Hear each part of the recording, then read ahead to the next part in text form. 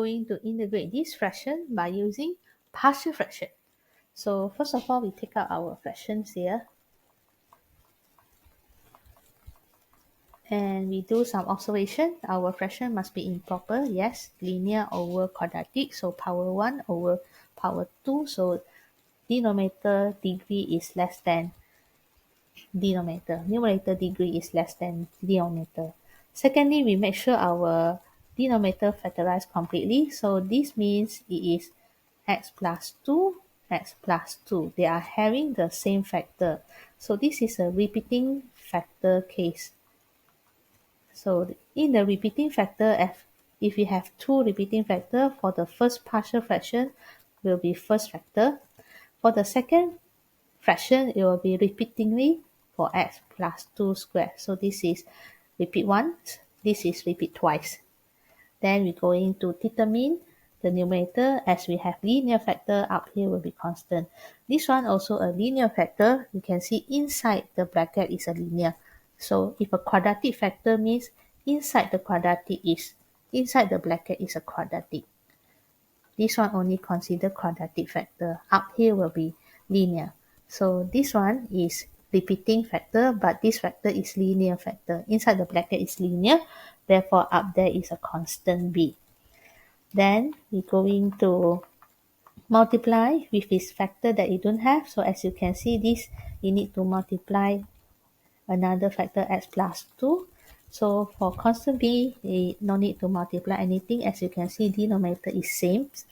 So the next part, we're going to let two value of x so that we can find out what is our unknown a and b. So two constant a and b, two information of x. So let it the x to be the roots from the factor -2. So it will be easier.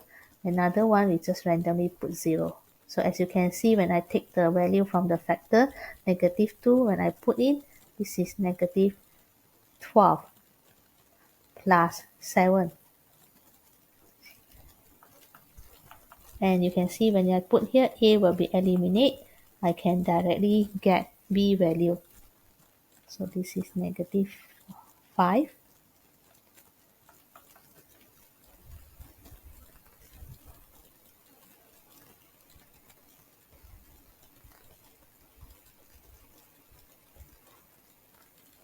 Then when I put x0, 7, so we have 2a, and then b we found already, you substitute, which is -5. So this is 12. So a will be equals to 6. Then lastly, we rewrite our fraction, partial fraction with value a and value b.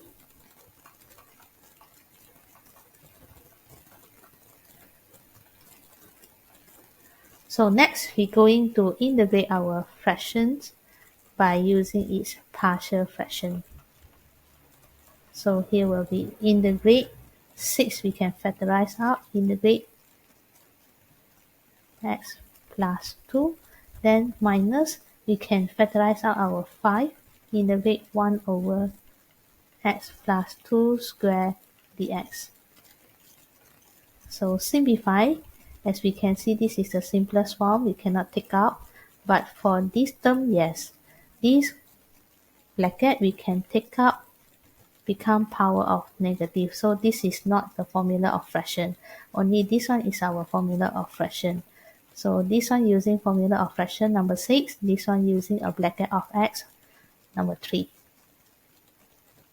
Integrate that, we get ln to our denominator, and then -5 for a formula of bracket, power plus 1.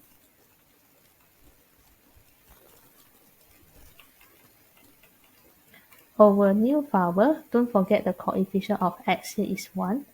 Finally, we plus c.